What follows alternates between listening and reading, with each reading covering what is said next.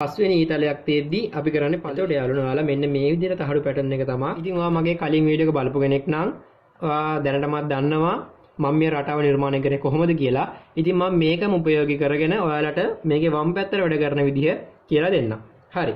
එතකොට යාළුවනේ කොහොමද මේකේ වම් පැත්ත රටාව හදාගන්නේ?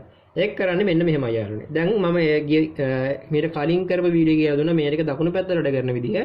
ඉතින් ඔයාලට කරන්න තියෙන්නේ යාළුවනේ දැන් මෙන්න මේ වගේ ඊතල ටික මම මේ පැත්තට හදලා තියෙනවානේ. වම් පැත්තට අන්න ඊතල වලට ලයිට් ටික සෙට් කරලා ඒකේ වයරින් එක මෙන්න මේ විදිහට කරගන්න. හරිනේ. එතකොට යාළුවනේ එහෙනම් මම ඉස්සෙල්ලාම මේකේ ලයිට් ටික ඇඳ ගන්නම්. ඔන්න යාළුවනේ මම මේකේ ලයිට් ටික ඇඳගත්තා. එතකොට මේකේ වයරින් එක වෙන්නේ යාළුවනේ මෙන්න මේ විදිහට. ඒ කියන්නේ යාළුවනේ මේකේ වම් පැත්තට දුන ලයිට් වල නිව්ට්‍රල් ටික එකක් කරනවා. ඊට පස්සේ පේස් එකත් එකක් කරනවා.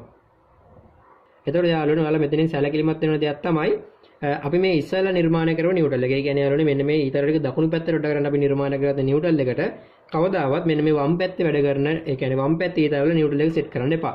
මොකද එහෙම වුණොත් අපිට මෙතන රටාවක් බලා ගන්න බැරි වෙනවා. මොකද අන්න මේ පැත්තට නිව්ට්‍රල් එකේ සප්ලයි හම්බෙද්දි මේවල නිව්ට්‍රල් සප්ලයි හම්බ වෙනවා. එතකොට යාළුවනේ මේකේ ඊතලයේ හරියට අපිට බලා ගන්න බැරි වෙනවා. මොකද මේ ඊතලත් පත් වෙන්න පුළුවන්.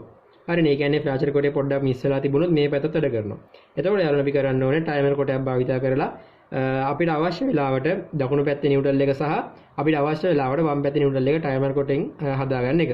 හරි. දැන් ඔයාලට මේ තැඹිලි පාටට පේන්නේ මේකේ වම් පැත්තට වැඩ කරන ඊතල ටික. එතකොට යාළුවනේ මේකේ මේ වම් පැත්තේ වැඩ කරන ඊතල වලත් නිව්ට්‍රල් එක එකක් වෙන්න ඕනේ. මතක තියාගන්න වම් පැත්තට වැඩ කරන ඊතල වල නිව්ට්‍රල් එක එකක් වෙන්න ඕනේ. ඊට පස්සේ අපිට පේස් ටික ඒ වම් පැත්තේ වැඩ කරන විදිහට අපි ඔයාලට මතකයි මම කලින් වීඩියෝ එකේ කියලා දුන්නා. මෙතන අපේ දකුණු පැත්තට වැඩ කරන්නේ උපරිම පේස් 4යි. ඊට පස්සේ පස්වෙනි එක ආයි පළවෙනි එකට සෙට් කරනවා කියලා. එතකොට යාළුවනේ මෙතනදිත් වෙන්න ඕනේ ඒක. එතකොට මේක 1 2 3 සහ මේ පැත්තේ 4 තියලා තියෙනවා. එතකොට පස්වෙනි ඊතලයක් තියෙද්දි අපි කරන්නේ පළවෙනි ඊතලයේ තියෙන පේස් එකම පස්වෙනි එකට සෙට් කරන එක. හරිනේ. එතකොට යාළුවනේ අපි එහෙනම් මෙතන මම පළවෙනි එක කියලා දාගන්නම්. මේක දෙවෙනි එක සහ මේක තුන්වෙනි එක. හරිනේ. ඔන්න විදිහට තමයි මේ ඊතල ටික සෙට් වෙන්න ඕනේ. එතකොට මේකට අදාළව කොහොමද ෆ්ලෑෂර් කොටේ නිර්මාණය කරගන්නේ? මෙන්න මේ පැටර්න් එකට තමයි යාළුවනේ අපි ෆ්ලෑෂර් කොටේ නිර්මාණය කරගන්න ඕනේ. ඒ කියන්නේ යාළුවනේ ඔයාලට දැන් පේනවා මෙන්න මේ විදිහට. එතකොට ඉස්සෙල්ලා මෙතනින් වැඩ කරන්නේ අපේ තියෙන 4 වෙනි ඊතලය. ඒ කියන්නේ යාළුවනේ දැන් මෙතන 1 2 3 සහ මේ පැත්තෙන් 4 තියෙනවානේ. අන්න 4 වෙනි එකෙන් තමයි පටන් ගන්න. 4 3 2 1 ඒ විදිහට තමයි මේ තහඩුව වැඩ කරන්නේ. හරිනේ. එතකොට අපිට බලා ගන්න පුළුවන් මෙන්න මේ ඊතල ටික අන්න දකුණු පැත්තෙන් වම් පැත්තට එනවා. ඉස්සෙල්ලා වැඩ කරේ වම් පැත්තෙන් දකුණු පැත්තට මම කලින් වීඩියෝ එකකින් කියලා දුන්නා. එතකොට අපිට මේ විදිහට රටාව නිර්මාණය කරගත්තොත් අන්න අපිට පුළුවන් දකුණු පැත්තේ ඉඳන් වම් පැත්තට මෙන්න මේ ඊතල ටික දුවනවා වගේ නිර්මාණය කරගන්න. හරිනේ. එතකොට යාළුවනේ ඔයාලා මෙන්න මේ විදිහට තහඩු පැටර්න් එක තමයි ෆ්ලෑෂර් කොටේ නිර්මාණය කරගන්න ඕනේ. එතකොට යාළුවනේ ඔයාලට මම තව පුංචි දෙයක් කියලා දෙන්නම්. මෙතනදී යාළුවනේ අපිට ටයිමර් කොටයක් භාවිතා කරන්න වෙනවා. මොකද අපිට අවශ්‍ය වෙලාවකදී විතරක් මෙන්න මේ දකුණු පැත්තට වැඩ කරන ඊතල වලට සප්ලයි එක දෙන්නත් අවශ්‍ය වෙන්නේ නැති වෙලාවකදී ඒක ඕෆ් කරලා අන්න වම් පැත්තට වැඩ කරන ඊතල වලටත් නිව්ට්‍රල් එක සපයන්න අපිට ටයිමර් කොටයක් භාවිතා කරන්න වෙනවා. මම ටයිමර් කොට පිළිබඳ වීඩියෝ සීරීස් එකක් ඉස්සරහට අරන් එන්නම්.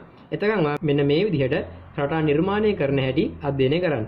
හරි. එතකොට මෙන්න මේ විදිහට තමයි මේකේ තහඩු පැටර්න් එක අපි නිර්මාණය කරගන්නේ. එහෙනම් යාළුවනේ මම හිතනවා ඔයා ඊතල ටිකක් වම් පැත්තට වැඩ කරන විදිහ සාර්ථකව ඉගෙන ගන්නද කියලා. එහෙනම් යාළුවනේ අපි ඊළඟ වීඩියෝෙන් කතා කරමු. මෙන්න මේකේ ඒ කියන්නේ මෙන්න මේ පැටර්න් එකේම මෙන්න මේ දෙකම එකතු කරලා. ඒ කියන්නේ යාළුවනේ මෙන්න මේ ඊතල දෙකක් එකතු කරලා ඔයාලට පේනවා මෙන්න මේ විදිහට හදාගත්තොතින් ඊතල දෙකක් එකතු වෙලා අන්න අලුව කැටයක් හැදෙනවා. මෙන්න මේ අලුව කැට වලින් කොහොමද අපි රට නිර්මාණය කරන්න කියලා ඊළඟ වීඩියෝෙන් කතා කරමු. එහෙනම් යාළුවනේ අදට මම මේ වීඩියෝ එක මෙතනින් නවත්තනවා. තවත් දවසක තවත් මේ වගේම ලස්සන අලුත් වීඩියෝ එකක හමු වෙන බලාපොරොත්තු වෙන අදට සමු ගන්නවා. ඔයාලා ඔක්කොටම සුබ දවසක්.